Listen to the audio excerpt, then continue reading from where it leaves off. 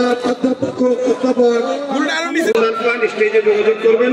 আব্দুল্লাহ কর্মী ভাইরা এবং বাংলাদেশ আমরা পেয়েছি জামাত ইসলামী আমির বিশ্ব ইসলামী আন্দোলনের সংগ্রামী নেতা মানবতার অগ্রদূত 18 কোটি মানুষের একইভাবে পালাতে হবে দুর্নীতিমুক্ত বাংলাদেশ।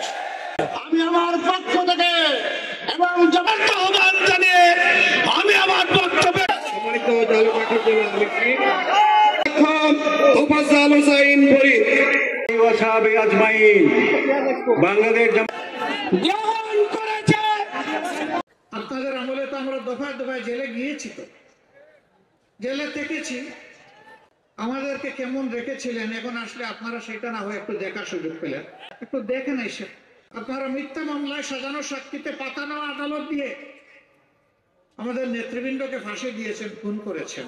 কিন্তু আপনারা তো প্রকাশ্য দিবালেখের খুন করেছেন। দেশবাসী সাক্ষী, বিশ্ববাসী সাক্ষী। আপনারা তো খুন করতে করতে এমনও করেছেন, লাশ গুম করতে উড়াতাড়া করে ট্রাকের উপর একটার পর একটা লাশ ছুঁড়ে মেরেছেন, স্তব্ধ লাশের উপর পেট্রোল ছিটিয়ে আগুন ধরিয়ে দিয়েছে। কোথায় ছিল আপনাদের মানবিক সত্তাটুকু? কিভাবে আপনারা তা পারলেন? এই নির্দেশ দিলেন, এই গণহত্যা সংগঠিত করলেন, ইন্টারনেট বন্ধ করে দিয়ে যাদেরকে লাশ করেছিলেন তাদের লাশগুলা গুম করলেন। আজও অনেক জায়গায় গেলে অনেক মানুষ এসে হাত ধরে কেঁদে ফেলে, বলে কেউ কেউ তো তাদের বাবার লাশ পেয়েছে, কবর পেয়েছে। আমি আমার বাবার, ভাইয়ের, সন্তানের, স্বামীর লাশটা কোথায় আছে, বেঁচে আছে না মারা গেছে, আজ পর্যন্ত জানতে পারলাম না। এদেরকে আমরা কি সান্ত্বনা দেব? তাই তো করেছে। এখন কেউ কেউ আমাদের কাছে জানতে চাই, আগামীতে সুষ্ঠু নির্বাচন হলে ওই গণহত্যাকারী দল বাংলাদেশের নির্বাচনে অংশগ্রহণ করতে পারবে কিনা। আমরা বলি আগে গণহত্যার বিচারটা হোক, ক্ষতিগ্রস্ত লোকেরা আগে তাদের ইনসাফটা পাক, তারপরে তারাই রায় দিবে যে ওনারা এই দেশে রাজনীতি করার অধিকার রাখেন কিনা। রাজনীতির নাম যদি গণহত্যা হয় তাহলে এমন দল বাংলাদেশের জনগণ বরদাস্ত করবে না। রাজনীতির নাম যদি জনকল্যাণ হয় তাহলে জনগণ যাকে পছন্দ করবে তাকে বরণ করে নেবে। আওয়ামী লীগ প্রমাণ করেছে তারা কোনো রাজনৈতিক দল নয়, বরঞ্চ গণহত্যাকারী একটা সিন্ডিকেট। আমরা যা বললাম, আওয়ামী লীগ আদালতে গিয়ে তা প্রমাণ করুক যে আমাদের কথা সত্য না মিথ্যা। আমরা আওয়ামী লীগকে আহ্বান জানাবো, প্রিয় ভাইরা, সবচেয়ে বেশি কষ্ট দেওয়া হয়েছে জামাত ইসলামীকে। একে একে নেতৃবৃন্দকে ফাঁসি দেওয়া হয়েছে। কোরআনের পাকে দেলোয়ার হোসেন সাইদি রাহিমাহুল্লাহ সহ লোকগুলাকে মৃত্যুর দিকে ঠেলে দেওয়া হয়েছে। অসংখ্য লোককে গুম করা হয়েছে, পঙ্গু করা হয়েছে, গোয়ারবাড়ি বিধ্বস্ত করা হয়েছে। আমাদের সবগুলা অফিস তাদের পুরা সময় জুড়ে তালাবদ্ধ করে রেখেছে, আমাদের নিবন্ধন কেড়ে নিয়েছে। শেষ পর্যন্ত দিশাহারা হয়ে তাদের রাজনৈতিক আত্মহত্যার 4 দিন আগে আমাদেরকে নিষিদ্ধ করেছে। আল্লাহর দরবারে লাখো শুকরিয়া। যারা আমাদেরকে 1 আগস্ট নিষিদ্ধ করলেন, আল্লাহ তাদেরকে মানুষের মনের ভিতরে নিষিদ্ধ করে দিলেন মাত্র 4 দিন। এখানে আমাদের কোনো বাহাদুরি নেই। অনেকে এই আন্দোলনে কৃতিত্ব দাবি করেন, আবার অনেকে এই আন্দোলনকে মানতেও পারেন না। আমরা বলি যে এই আন্দোলনের মূল কৃতিত্ব আল্লাহ রাব্বুল আলামিন। তিনি জাতির সন্তানদেরকে হিম্মত দিয়েছিলেন বুক সোজা করে দাঁড়াবার, গুলি বুকে পেতে নেওয়ার। তা আল্লাহর পছন্দ হয়েছে, মঞ্জুর হয়েছে, কবুল হয়েছে, তাই ফেসিবাদের পতন হয়েছে।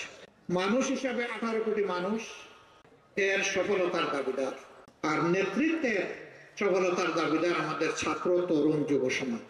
এইটা অনেকে দেখে মানতে রাজি হয় না। নামাজের আজানের সময় হয়ে গেছে, আমি আর কথা বাড়াবো না। আমি শুধু বলবো, অতীতে যা হয়েছে সাক্ষী জনগণ। অতীতের সমস্ত দুঃশাসন এবং দুর্নীতিকে আসুন পায়ের তলে কবর দিয়ে আমরা সামনে এগিয়ে যাই। আমরা দল, মত, জাতি, ধর্ম নির্বিশেষে একটা ইনসাফের বাংলাদেশ গড়ে তুলি, একটা মানবিক বাংলাদেশ গড়ে তুলি। চাঁদাবাজ, লুণ্ঠনকারী, দখলকারী তাদেরকে জানিয়ে দেয় তোমাদেরকে আর বাংলাদেশ কবুল করবে না। ফেসিবাদ বিদায় হয়েছে, এই দেশে আর ফেসিবাদী হয়ে কেউ মাথা তুলতে পারবে না। এই আওয়াজ বাংলাদেশের ঘরে ঘরে আজকে তুলতে হবে। জাতিকে ঐক্যবদ্ধ হয়ে সামনে আগাতে হবে। আল্লাহ তাআলা একটা ঐক্যবদ্ধ জাতির মাধ্যমে নূতন কাঙ্ক্ষিত বাংলাদেশ, সাম্যের বাংলাদেশ, মানবিক বাংলাদেশ আমাদেরকে দান করুন। অসংখ্য আলিম, উলামা, হুফাজ, আইতাম তাদেরকে এই দেশে খুন করা হয়েছে, গুম করা হয়েছে, পঙ্গু করা হয়েছে, কারাবন্দী করা হয়েছে। তাদের চোখের পানি আর শহীদের গায়ের রক্তের ফোঁটা আল্লাহ যেন কবুল করেন। এই বরিশালের আজকের এই কর্মসম্মেলন থেকে আমরা এই দায়িত্ব নিয়ে বরিশালের প্রতিটি ঘরে ঘরে ছড়িয়ে পড়ব যে আল্লাহর দ্বীনের ভিত্তিতে আমরা একটা ইনসাফের বাংলাদেশ, একটা সাম্যের বাংলাদেশ, একটা মানবিক বাংলাদেশ করে তুলতেছি। এই আহ্বান নিয়ে প্রতিটি ঘরে ঘরে আপনারা যেতে পারবেন? রাজি আছেন? একটা মানবিক বাংলাদেশ চান? সত্যিই চান? দেখে হাত তুলেন তো ভালো করে। আলহামদুলিল্লাহ, আপনারা হাত তুলেছেন।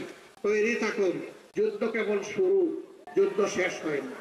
আগাছা পরগাছা সাফ না হওয়া পর্যন্ত যুদ্ধ অব্যাহত থাকবে। আমার সন্তানদের কণ্ঠে কণ্ঠ মিলিয়ে আমরা আওয়াজ দিচ্ছি, আবু সাইদ মুক্ত, শেষ হয়নি যুদ্ধ, এই যুদ্ধ চলবে ইনশাআল্লাহ।